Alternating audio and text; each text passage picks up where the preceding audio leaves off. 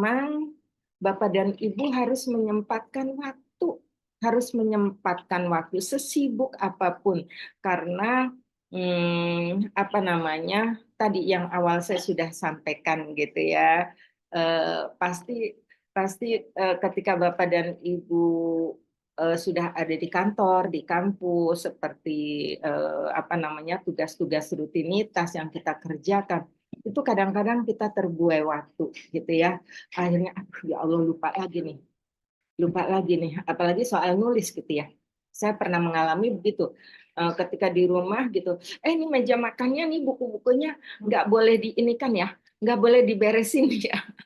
Takutnya nanti saya lupa lagi nulisnya gitu ya. Nah seperti itu kalau Bapak dan Ibu punya komitmen tinggi pastinya lah begitu ya, tepat waktu begitu ya Bapak Ibu. Kemudian Bapak dan Ibu sekalian, kalau kuliah S2, S3 memang hanya satu gitu ya, dua kata lah, jaga kesehatan, jaga kesehatan, jaga kesehatan gitu ya, jangan sampai stres gitu ya. Karena Bapak dan Ibu sesungguhnya di kuliah S2 dan S3 peningkatan itu diharapkan ada ada empat aspek. Ada peningkatan kecerdasan intelektual, ada peningkatan kecerdasan spiritual, peningkatan kecerdasan emosional, peningkatan kecerdasan sosial gitu. Nah, tidak hanya secara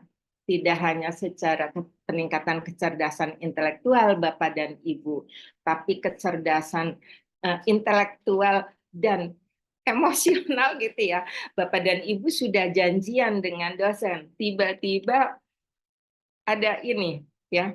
Bapak dan Ibu hari ini jadwalnya pukul 14, tiba-tiba Bu Is kok jam jam sekarang ya? Ini gimana sih Bu Is? Gimana sih? Emang dikiranya kita nggak punya kerjaan apa? Nah, itu namanya kecerdasan emosional gitu. Kita manage gitu ya supaya nggak stres. Nah, seperti itu apa namanya ya? Sambil apa? Sambil Bapak dan Ibu secara secara akademik menyelesaikan itu, belum lagi nanti sudah janjian sama dosen, sudah dijanjikan loh ketemunya jam 2 di mana? Di kampus Pasca.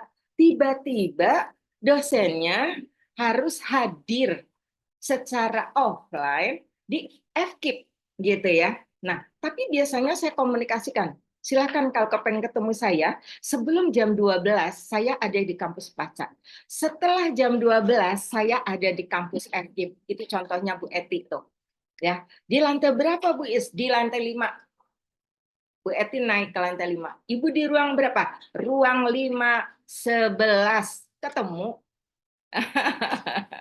Seperti itu Bapak Ibu sekalian. Jadi maksud saya kita sama-sama Bapak dan Ibu, artinya saya juga ada keterbatasan bahwa ketika pimpinan menugasi saya juga taat ya, taat kepada apa namanya perintah gitu ya. Nah, akhirnya ya menyesuaikan lagi akhirnya gitu ya. Wah, yang jadi korban mahasiswa dong ya. Jangan jadi korban. Enggak. Ini kita bermitra Bapak dan Ibu ya. Saya dengan Bapak dan Ibu posisinya sama, bermitra gitu ya. Saya tidak ada artinya apa-apa tanpa Bapak dan Ibu. Betul. Dosennya oke, fasilitasnya oke. Kalau nggak ada mahasiswanya gimana? Mau diskusi sama siapa sih Bu Kikis kalau nggak ada mahasiswa? Begitu Bapak dan Ibu sekalian ya. Jadi kita mitra kerja, mitra setia